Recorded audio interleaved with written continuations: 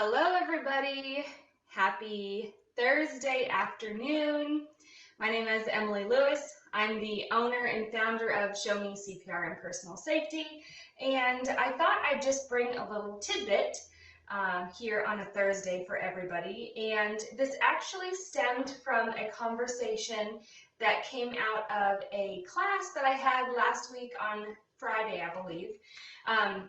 But it's no secret that sometimes I tend to be the crazy, hysterical lady, especially in an emergency situation.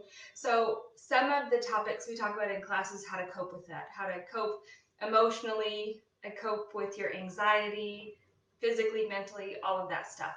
And one of the things that we talk about is how to set yourself up for success. Set yourself up for success in the mindset of having to deal with an emergency. Setting yourself up for success in the event that you ever have to perform CPR so that we can give good, high quality CPR for the long term. Setting yourself up for success, right?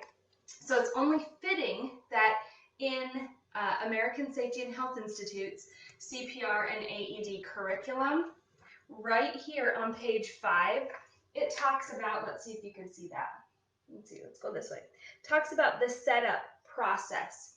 So they actually use setup, S-E-T-U-P, those letters as an acronym for how to set yourself up for success. So I'm going to read what each of those letters stand for, and then we're going to talk about one of those components.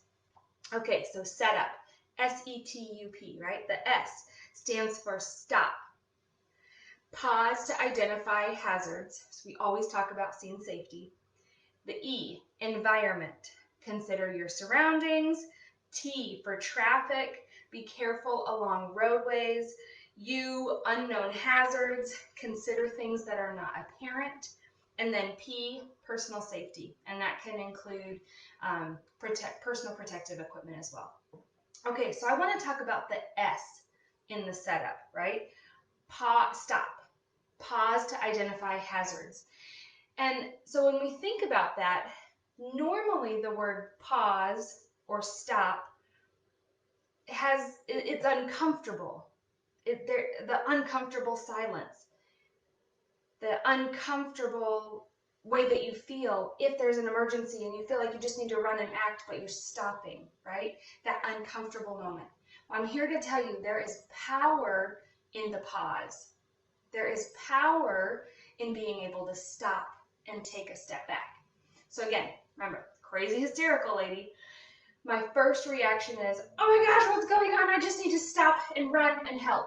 Well, that causes you tunnel vision and not to make very good decisions. When you stop and pause, and I physically take 2 steps back, take a deep breath, just that quick action, that powerful pause moment causes me then take a step back, take that deep breath, opens up, so I'm seeing the big overall picture, opens everything back up, and now I can move forward.